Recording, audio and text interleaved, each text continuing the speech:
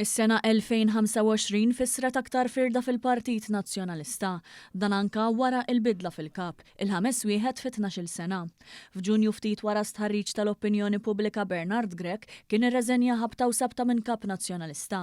Għalkemm id-deċiżjoni tiegħu jidher li kienet intenzjonata biex titfa' pis fuq Roberta Mezzola u tisforza tabbanduna l-Parlament Ewropew, din għażlet li tibqa' Brussell bħala President ta' din l-istituzzjoni Ewropea. Nisqri Bernard Grech ukoll qalu li Mezzola kienet tattama falsa lin-nazzjonalisti u l-partit fl-oppożizzjoni li se tkun il-kap li jmiss. Fil-bidu tas-sajf il-Partit Nazzjonalista kien kostret jorganizza tellieqa suppost bejn il-ħbieb, bejn l-eks kap Adrian Delija u Elix Borg. Ftit wara r-riżenja ta' Grech kien żvelat li Delija u Borg laħqu ftehim li Delija jilħaq kap u Borg ikun il-viċi tiegħu.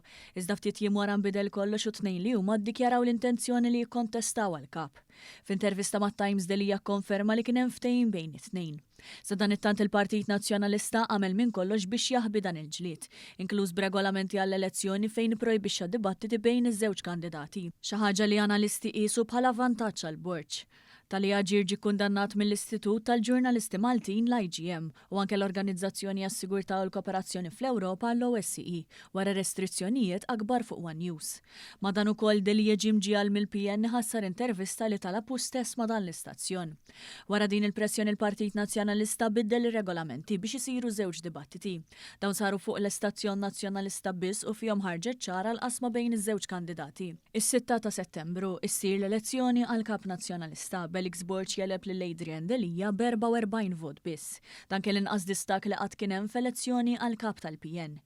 Elezzjoni karatterizzata minn kaos u konfużjoni bir-riżultat uffiċjali dan biex ħareġ 9 sigħat. Fuq barra tad-Dar Ċentrali wkoll inqalat kommozzjoni bejn partitarji taż-żewġ kontestanti. Dan filwaqt li wħud żvogaw mal-ġurnalisti u kru ta' One News. Sa dan it-tant in-negattività u l-arroganza fih dan il-PN komplet ħarġet b'mod ċar fil-Parlament. Bid-deputat tal-fer estremista Carola Aquilina jgħajjar li l-Speaker bħala oxxen u bla moħħ, waqt li sfidaħ ukoll li jekk ikeċċih kellu jagħmel dan bil-pulizija.